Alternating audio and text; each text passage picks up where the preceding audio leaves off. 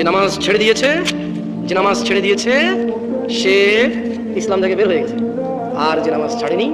শত অন্যায় অবিচার পাপ থাকবে, আল্লাহর সাথে তার সাথে ক্ষমা চাইবে, আল্লাহ মাফ করবে, আর করবে না, প্রতিশ্রুতি দেবে, আবার মানুষ হিসেবে দুর্বল হয়ে যাবে, আবার আল্লাহর কাছে মাফ চাইবে, লজ্জা পাবে না, আল্লাহ আবার মাফ করবে। এরপর এক পর্যায়ে আল্লাহ ঘোষণা দিয়েছে ইল্লা মান তাব, অথবা যে ব্যক্তি তার সমস্ত গুনাহ থেকে ফিরে আসে, ওয়া আমানা, আল্লাহর প্রতি ঈমান আনে, ওয়া আমিলা আমালান সালিহা, তার গুনাহ যত কিছুই হোক সে যদি ফিরে আসে, ঈমান আনে, মাপ চায়, ভালো কাজ করে, ফাউলাইকা ইউবাদদিলুল্লাহ সাইয়্যাতিহিম হাসানাত। এই যে লোকটা বলল জিনা করবে না, আবার করছে, চেষ্টা করছে না করা হয়ে গেছে, নেশা করবে না, আবার করছে, সর্বোচ্চ চেষ্টা করেছে না করার কিন্তু হয়ে গেছে। এই যে লোকটা নামাজ মিস করে ফেলেছে, চেষ্টা করেছে সর্বোচ্চ পড়ার, হঠাৎ দেখে গেলে মিস হয়ে গেছে, তো আল্লাহ কোরআনুল কারীমে সূরা ফুরকানে বলছে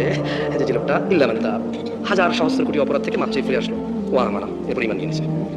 ওয়া আমিলা আমালান সালিহা, মাপ চাইছে, ঈমান আনছে, কিছু ভালো কাজ করা শুরু করে দিয়েছে। তাহলে হচ্ছে ফাউলাইক,